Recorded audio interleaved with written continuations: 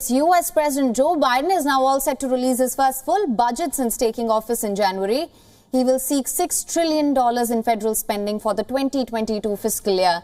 The Biden administration is also calling to raise the total spending to $8.2 trillion by the year 2031. This is according to a New York Times report. According to the Times, Joe Biden planned to pay for his agenda through increased taxes on corporations. He seeks to push his priorities of investing in infrastructure, childcare and other public works in a nation rebuilding effort. The proposal will now put the nation on track for its highest level of spending since World War II. However, Republicans have criticized Biden for seeking trillions of dollars for spending. While the president can propose an annual budget for the U.S. government, it is up to the Congress to approve spending bills. Democrats hold the majority in the House of Representatives. However, they only narrowly control the Senate, in which Vice President Kamala Harris holds the tie-breaking vote. Now, the new plan is expected to offer spending jumps in Medicaid and other social programs. It will also lay out funds for foreign aid, immigration policing and national defense. And for more on this, we are now being joined by WION correspondent Jagriti Dave from Washington, D.C. Jagriti, good morning. Thank you for joining us. Now, as I mentioned earlier, according to the Times, Joe Biden planned to pay for his agenda through increased taxes on corporations. What can you tell us about that? Yeah, so this is something that Joe Biden has talked about in paying for increased spending through taxes, through increasing taxation on the wealthiest in society. This is something that he's talked about with his previous spending packages, and we've seen similar resistance from Republicans over concerns about the debt that would put the American economy in, but also worries about inflation.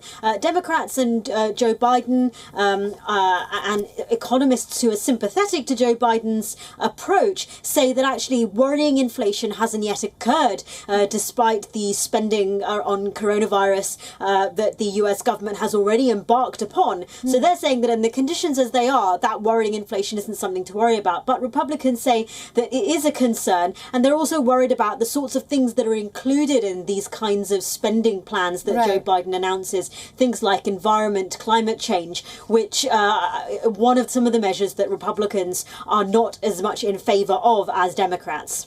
Right, I was just going to talk about that. There is also focus on increasing infrastructure spending.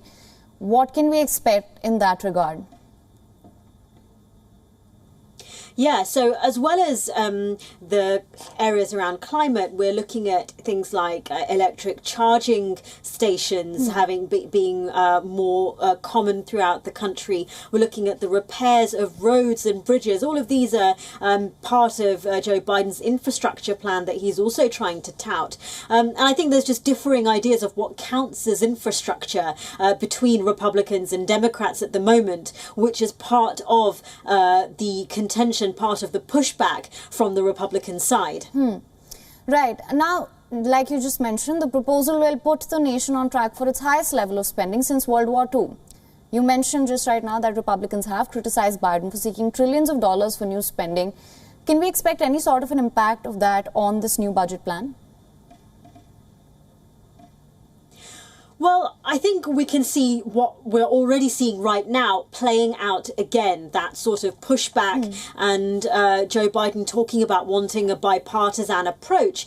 But he's also, remember, got to deal with the wings within his own party. So you've got more progressive Democrats who welcome high taxes on corporations. But then you've got more moderate Democrats like Joe Manchin, who has his Republican constituents to think about, who would not want as high corporation taxes as those in the progressive side would. And Joe Biden has got to balance that because, as you mentioned, he has got a very narrow majority in Congress. And if he wants to make this bipartisan, he needs Republican support. But he also can't afford to lose any Democrat support if he wants to get a bill passed through just through their margin in the Senate, with, of course, as you mentioned, that decider vote by Kamala Harris. So I think there's so many balls juggling in the air that Joe Biden has to juggle that we've seen with previous bills and funding proposals, and we're likely to see again